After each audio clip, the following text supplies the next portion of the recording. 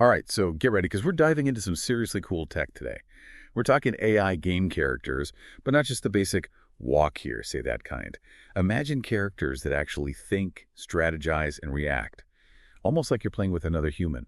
It's wild, and it's already happening, all thanks to NVIDIA's ACE technology. Yeah, it's really pushing games beyond those fixed storylines we're used to. It's not just about making enemies tougher.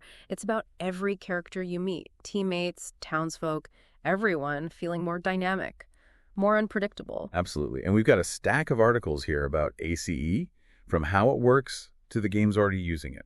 Some of this is mind-blowing, but it also brings up some big questions about the future of gaming. Right, lots to unpack there. Maybe we should start by defining what NVIDIA ACE actually is. It's basically a set of different AI models, each with a specific job. Some help the characters understand what's going on in the game, others handle decision-making based on that. There are even models focused on memory and learning. So it's not just a bunch of pre-programmed actions, it's giving them the ability to actually learn and adapt as they play. That's a huge shift, right? Huge, absolutely. We're moving away from those games where everything feels scripted towards a world where even the developers might be surprised by what you do in the game. It's a whole new level of immersion. And we're already seeing it pop up in a few ways. First, enhancing teamwork. Like in PUBG, BATTLEGROUNDS, they're using ACE to create AI teammates who strategize with you. They call out enemy locations, even drive. It's like having an actual squad, but hopefully one that doesn't rage, quit when you miss that headshot. Yeah, no more backseat gaming. And the cool thing is how those AI teammates in PUBG are actually processing the game like a human would. They're evaluating what's happening and making choices based on what they see and hear. Not cheating, just playing smart. Then you've got games like Unveiling. It's this life simulator where each character is powered by its own AI, and they form relationships, they gossip, they even build reputations. It's like a whole simulated society. Inzoi is fascinating. It's not about winning or losing. It's about creating a believable community. Less traditional video game and more like those emergent narrative games. Yeah. But with AI driving the story. And the developers say every playthrough is different because the AI is always learning, reacting to what happens around it. Pretty ambitious stuff. Very. And then there's a completely different approach. In MIR5, this online RPG, they're using AI to power the bosses. And these aren't your usual predictable bosses. They actually analyze your tactics. They learn from your moves, so you have to adapt and get creative to beat them. That's so cool. It's like playing chess with someone who gets better every time you play. Gamers have been asking for more realistic enemies forever.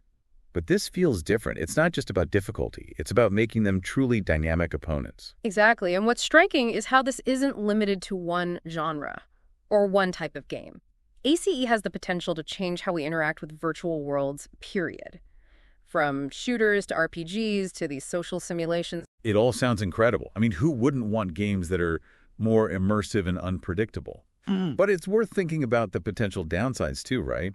There were a few articles that raised some concerns about where this is all headed. Oh, absolutely. With any new technology, especially one that can blur the lines between reality and simulation like this, we need to be aware of the potential pitfalls. Okay, good point. So let's shift gears a bit. Let's talk about some of those concerns because I have to admit, some of this stuff makes me a little uneasy. Like we might be opening Pandora's box here. I get that. It's understandable to feel that way. We're talking about tech that could really change how we think about reality and simulation. And when you start messing with that line, there are bound to be some unexpected consequences. Yeah, and one thing that stood out to me was this idea of AI characters becoming so realistic that players start forming actual emotional bonds with them. What happens when a character you've spent hours with, maybe even relied on, gets killed off?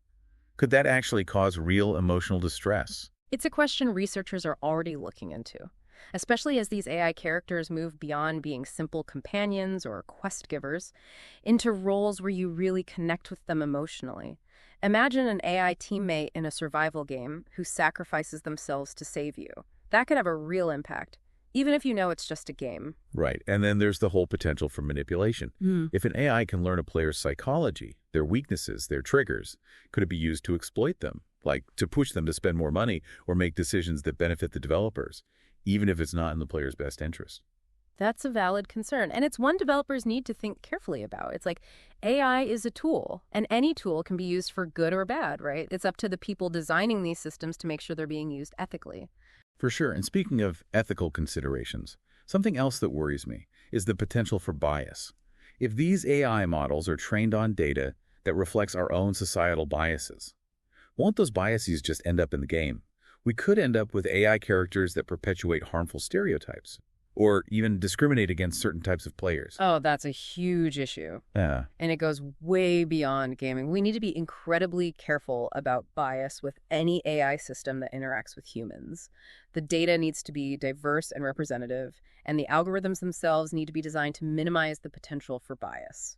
Okay, so we've talked about the potential downsides, but what about the positives? You mentioned AI could change how we interact with virtual worlds across the board. Could you expand on that a bit? Sure, one of the most exciting things is the potential for truly dynamic storytelling. Imagine a game where the story unfolds based on your choices and actions, not a pre-scripted narrative. That's really hard to do with traditional game design. But AI opens up a whole new realm of possibilities. So it's not just about making the characters more believable. It's about making the whole world feel more responsive and alive. Exactly. And that leads to experiences that are way more immersive and engaging. It's the difference between watching a movie and actually living inside the story.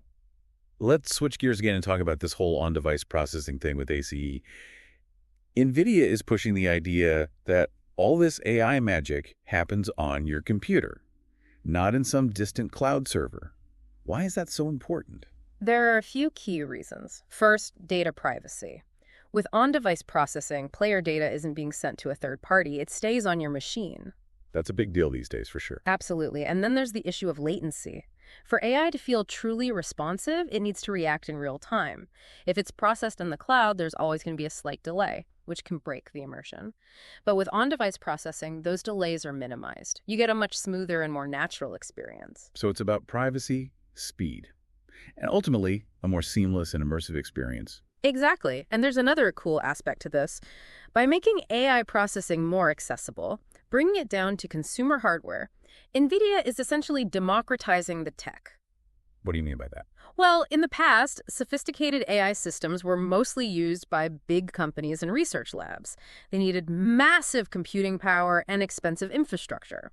But by shifting the processing to the player's device, NVIDIA is making it possible for independent developers and smaller studios to use AI in their games. So this could lead to a wave of innovation in the indie gaming scene. Exactly, and that's something I'm really excited to see. It opens up a ton of creative possibilities for devs who might not have had access to these tools before. Okay, so it sounds like there's a lot to be optimistic about with AI in gaming. But let's be real, these are still early days, right? Totally, we're still very much experimenting. There are going to be bumps along the way, and a lot of challenges to overcome. One of the articles we read, the Gizmodo one, pointed out that these early versions of AI characters aren't perfect. They mentioned things like the voice acting sounding robotic, and the AI sometimes misunderstanding player requests, leading to some awkward or frustrating results. Well, yeah, that's to be expected with any new technology, right?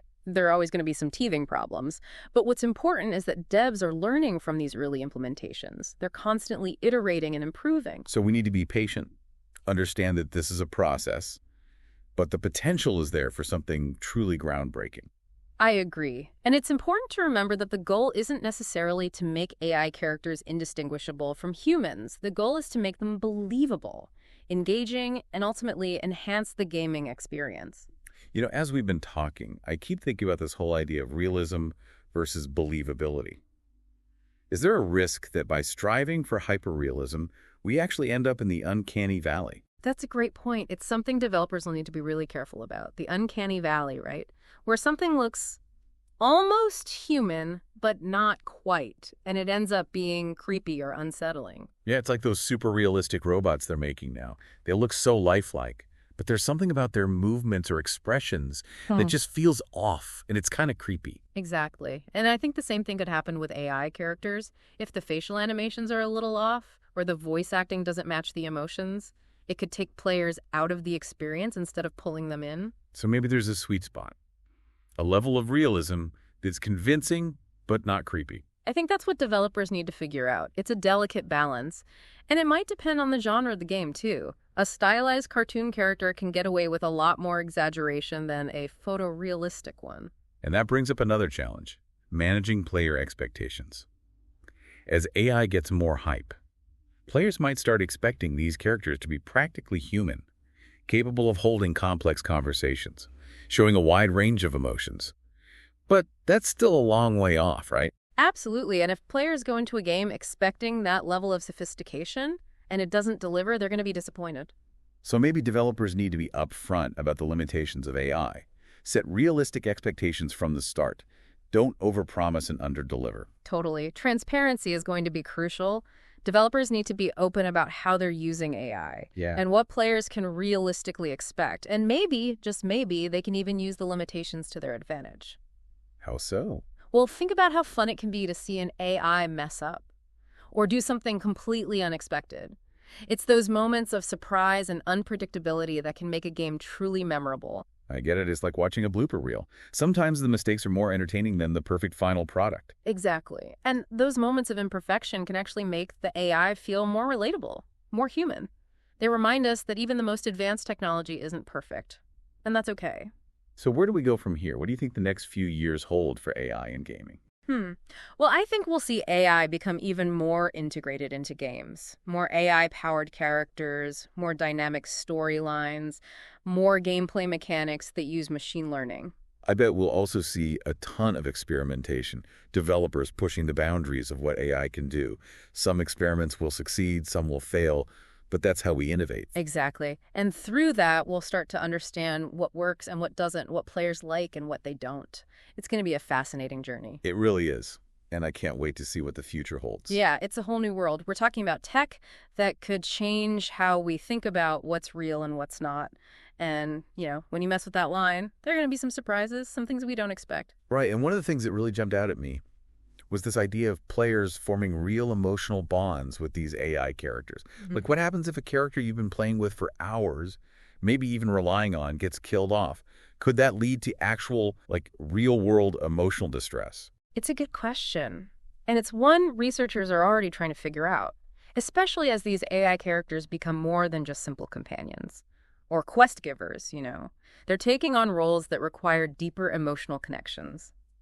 Imagine an AI teammate in a survival game who sacrifices themselves to save you. That kind of thing could have a real impact on players, even if they know it's just a game. Yeah, I could see that. And what about the potential for manipulation? Like if an AI can learn a player's psychology, their weaknesses, their emotional triggers, could it be used to exploit them? Like to pressure them into spending more money in the game or making choices that benefit the developers, even if it's not good for the player? That's a valid concern for sure. And it's something developers need to be really careful about. You got to remember, AI is a tool, right? And any tool can be used in a good way or a bad way. It comes down to the people who are designing these systems. They need to make sure AI is being used ethically. Totally agree. And speaking of ethical considerations, another thing that worries me is the potential for bias. Like if these AI models are trained on data that reflects our own societal biases, won't those biases just get replicated in the game? We could end up with AI characters that perpetuate harmful stereotypes or even discriminate against certain players. That's a huge issue, absolutely. It goes way beyond gaming, too. We need to be incredibly careful about bias in any AI system that interacts with humans. The data used to train these models needs to be diverse and representative, and the algorithms themselves have to be designed in a way that minimizes bias as much as possible. Okay, so lots to think about there. We've talked about some of the potential downsides of this tech. But what about the good stuff? You mentioned earlier that AI could change how we interact with virtual worlds, like across the board. Can you tell me more about that? Sure. One of the things that has me most excited is the potential for dynamic storytelling. Imagine a game where the story isn't pre-written. It actually emerges organically from your choices and actions in the game. That's really hard to do with traditional game design, but AI makes it possible. So it's not just about more believable characters. It's about making the whole game world feel more alive and responsive to the player. Exactly. It makes the experience way more immersive and engaging. It's like the difference between watching a movie and actually being in the story yourself. I like that. Okay, let's talk about something else that NVIDIA has been emphasizing, this whole on-device processing thing with ACE. They're really pushing the idea that all the AI stuff happens on your computer, not in some far-off cloud server. Why is that such a big deal? Well, there are a few reasons. First, there's the data privacy aspect. With on-device processing, your data isn't being sent to some company's servers. It stays right there on your machine. That's definitely a big concern for a lot of people these days. Absolutely. And then there's the issue of lag, latency. For AI to feel truly responsive, it needs to react instantly. If the processing happens in the cloud, there's always going to be a little delay. And that can ruin the feeling of immersion. But with on-device processing, those delays are basically gone. So the experience feels much smoother and more natural. So it's about privacy, speed, and ultimately a more seamless and immersive experience for the player. Right. But there's also this other really cool thing about on-device processing. By making AI more accessible, by bringing it down to the level of consumer hardware, NVIDIA is kind of democratizing this technology. What do you mean by that? Well, think about it. In the past, really sophisticated AI systems were only available to big corporations and research labs. They needed a ton of computing power and expensive infrastructure.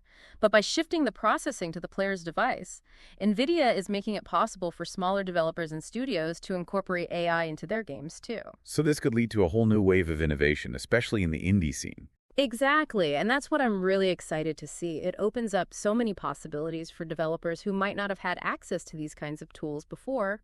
That's awesome. So it sounds like there are a lot of reason to be optimistic about the future of AI in gaming.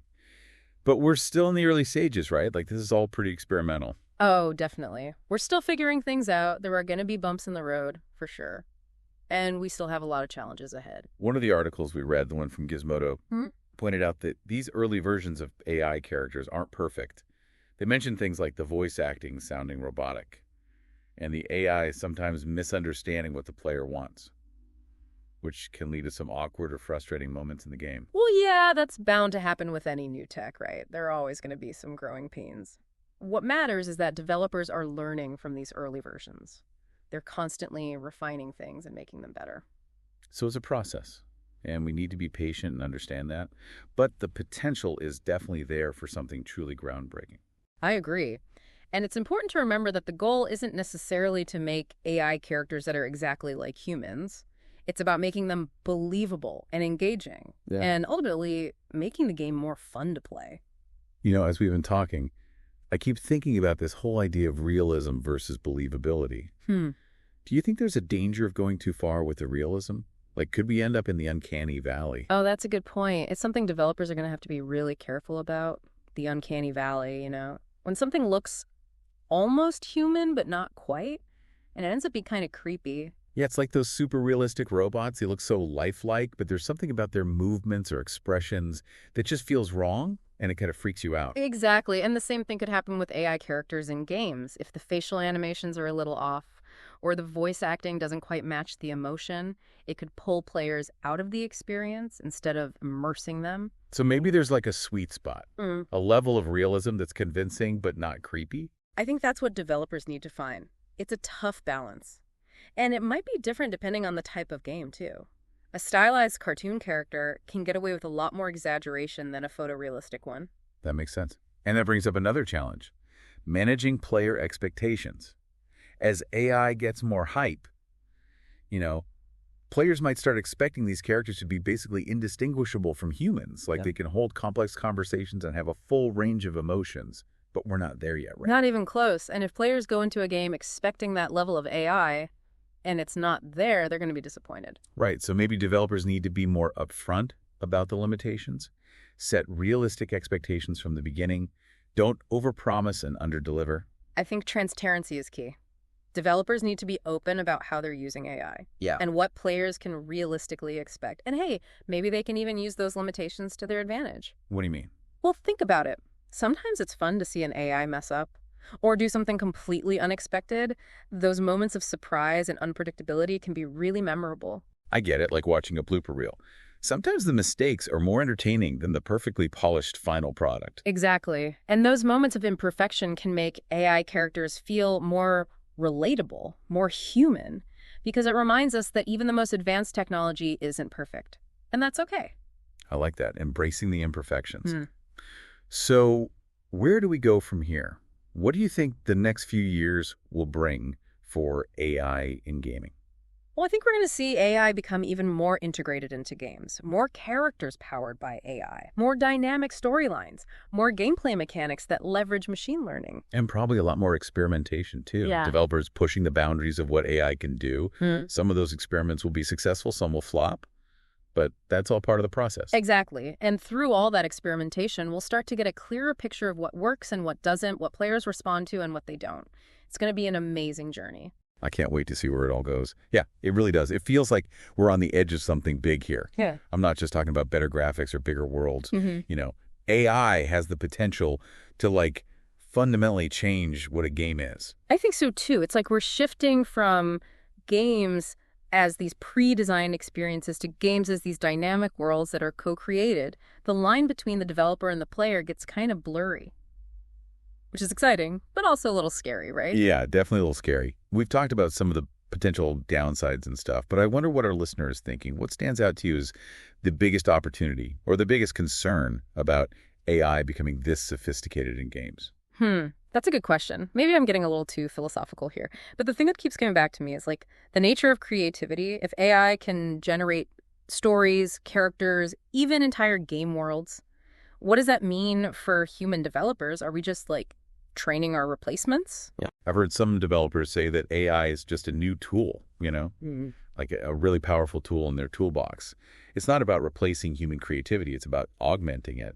But yeah, it's definitely something to think about. And it kind of ties into this bigger question about why we play games in the first place, right? Is the challenge, the escape, the connection with other players. How does AI change that equation? One thing we haven't really talked about is esports. What about AI coaches analyzing matches in real time? Or even AI players competing against humans? That could totally change professional gaming. Right. It makes you wonder, will there be separate leagues for human and AI players? Or will they eventually compete against each other? Would that even be fair? Could an AI ever truly understand the strategy and psychology of a human player? I guess we'll have to wait and see how it all plays out. But it's clear that AI is going to impact gaming in a lot of ways. It's not just about making the characters more realistic. Yeah. It's going to affect everything, from how games are designed and developed to how we play and experience them. And it's going to force us to rethink some basic ideas about what games are and what they mean to us. It's a really fascinating time to be following this technology. It really is. I feel like we've just scratched the surface here. There's so much more to explore. But for now, I think it's time to wrap up this deep dive. Yeah, it's been great chatting with you and our listener about all this. So, listener, we hope you've enjoyed this exploration of AI game characters. As you can see, it's a complex topic with a lot of different angles, but it's also incredibly exciting. The future of gaming is literally being shaped right now, and it's up to all of us to be a part of that conversation. We encourage you to keep digging into this. Stay informed about what's happening and share your thoughts and ideas. What are your hopes and fears about AI in games? What kind of games do you want to see made with this technology? Those are questions we'll all be wrestling with for years to come, and we're eager to hear what you think as this journey continues. Thanks for joining us for this deep dive.